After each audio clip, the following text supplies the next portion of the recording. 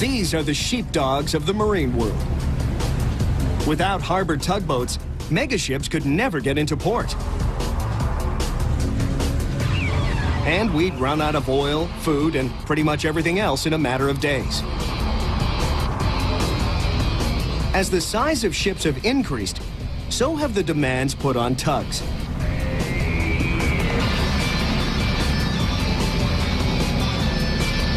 Conventional harbor tugs working here in Vancouver need all the help they can get. And it comes from this tractor tug, the newest and toughest member of the family.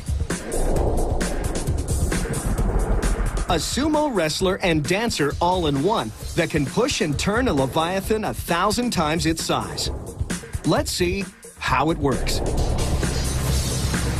Tugboats need two things to get their job started: a big, powerful engine and a special hull design that allows them to dig into the water. Essential to help monsters like these parallel park. These harbor tugs pack around 1,800 horsepower.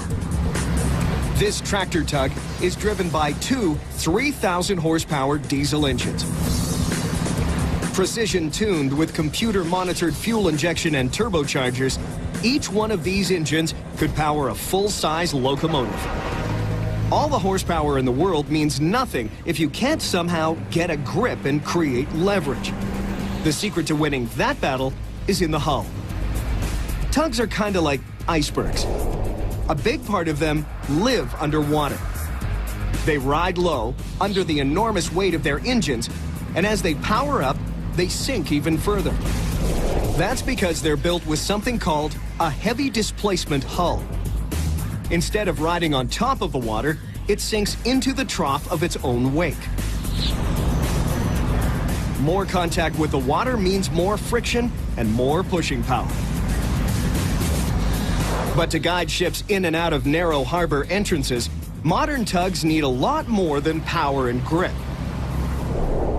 including independently controlled props, keels that go on the front of the boat, and indestructible winches.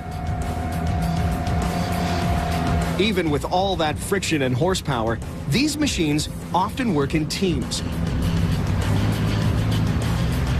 They have to on this big fella that's all loaded up and ready to head back to sea. The tugs take aim at clearly marked sweet spots and quickly push the freighter into a shipping lane. That's the work of a basic harbor tug. Heavy displacement hull, big engine, lots of tires. But with moves like these, this tractor tug is destined for something more. When it's not managing this massive parking lot, it goes out to meet ships and guide them through narrow harbor entrances. If it needs to slow them down, it just hangs on with the winch, pulls the other way, and becomes an aquatic emergency brake. To be effective, escort tugs require advanced engineering, starting with these azimuth Z-drive thrusters. Thrust comes from huge propellers. These cones increase their power. And the whole rig can spin a full 360 for total control on the water. They allow an experienced hand to steer on a dime, move forward, backward, and sideways. Two controllers, each connected to a Z-drive. Twist the control to turn the blades. Push them forward to control thrust. Commands are sent electronically to two sets of gears, an outer ring gear that controls direction, and an inner drive shaft that connects the engine to the propeller blades. The azimuths are great for pushing around boats, but they're even better when teamed up with the tug's powerful winch. Driven by a large 250 horsepower motor and equipped with a 300-meter fabric line, it's light enough to float, and unlike steel cables, it doesn't rust. This rope is so strong, you'd need the thrust of 10 F-16 fighter jets to pull it apart. And that comes in handy for this tug's most advanced move.